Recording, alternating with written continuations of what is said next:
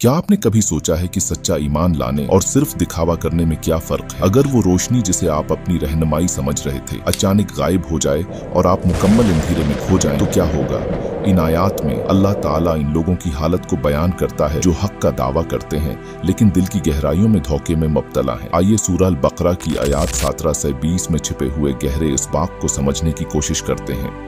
مثلهم كمثل الذي استوقد نارا فلما أضاءت ما حوله ذهب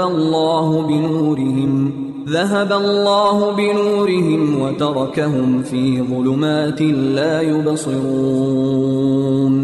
ان کی مثال اس شخص کی ہے جس نے ایک آگ روشن کی، پھر جب اس آگ نے اس کے ماحول کو روشن کر دیا تو اللہ نے ان کا نور سلب کر لیا اور انہیں اندھیریوں میں چھوڑ دیا کہ انہیں کچھ سجھائی نہیں دیتا۔ یہاں اللہ تعالیٰ ان منافقوں کی مثال بیان کر رہا ہے جو اسلام کے واضح دلائل کے باوجود نفاق میں مبتلا رہے۔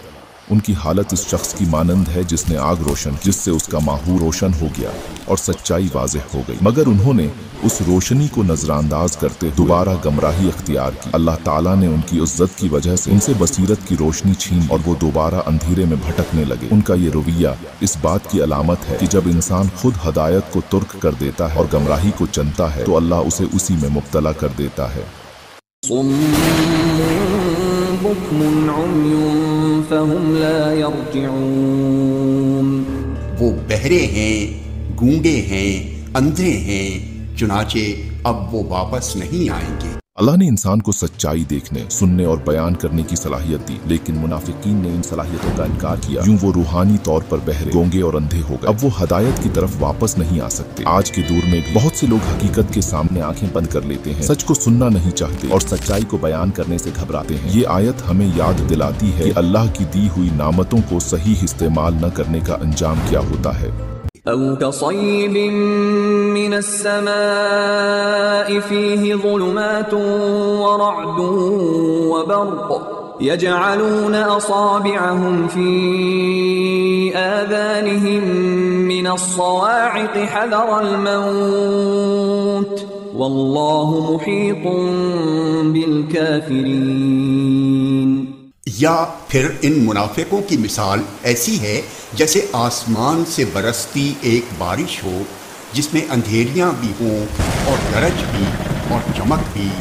وہ کڑکوں کی آواز پر موت کے خوف سے اپنی انگلیاں اپنے کانوں میں لے لیتے ہیں اور اللہ نے کافروں کو گھیرے میں لے رکھا ہے۔ اس آیت میں اللہ تعالیٰ منافقین کی حالت کو ایک مثال کے ذریعے بیان کر رہا ہے۔ یہاں بارش کو اسلام کی علامت بنایا گیا ہے، یعنی اسلام کی تعلیمات بارش کی طرح ہیں، فائدہ مند ہیں، لیکن منافقین وہ لوگ ہیں جو وقتی طور پر اسلام کی طرف مائل ہوتے ہیں، مگر جب دین کی مشکلات اور ذمہ داریاں سامنے آتی ہیں تو وہ پیچھے ہٹ جاتے ہیں۔ ان کی حالت ایسی ہے جیسے کہ کوئی شخص بارش میں ہو جہاں بجلی چمکتی ہے اور گارجتی ہے۔ وہ بجلی کی روشنی میں کچھ دور چلتے ہیں لیکن جب اندھیرا چھا جاتا ہے تو رک جاتے ہیں۔ اسی طرح منافقین جب دین کی ہدایت دیکھتے ہیں تو اس پر عمل کرتے ہیں، مگر جب مشکلات کا سامنا ہوتا ہے تو وہ رک جاتے ہیں۔ یہ آیت ان کی اس اندرونی حالت کو بیان کرتی ہے کہ وہ ہمیشہ خوف اور شک میں مبتلا رہتے ہیں۔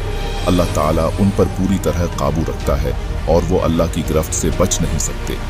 يكاد البرق يخطف أبصارهم كلما أضاء لهم مشوا فيه وإذا أظلم عليهم قاموا ولو شاء الله لذهب بسمعهم وأبصارهم إن الله على كل شيء قدير۔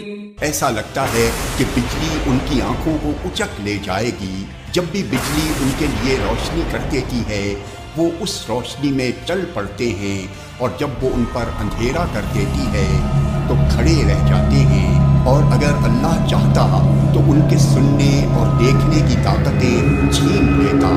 بے شک اللہ ہر چیز پر قدرت رکھتا ہے۔ منافقین کا دوسرا گروہ وہ ہے جو بظاہر اسلام کو قبول کرتا ہے مگر دل میں ہمیشہ شک اور کمزور ایمان کے ساتھ رہتا ہے۔ جب حالات اچھے ہوں تو یہ مطمئن نظر آتے ہیں، लेकिन जब मुश्किलात और आजमाइश आती हैं तो ये पीछे हट जाते हैं।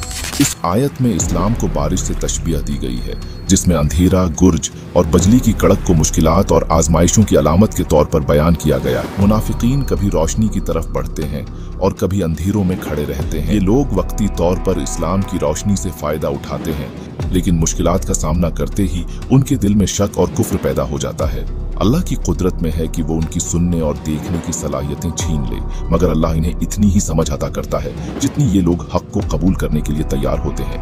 ये लोग हमेशा खौफ और बेचैनी में मुब्तला रहते हैं और उनके दिलों की कमजोरी की वजह से वो ईमान की रोशनी से महरूम रहते हैं।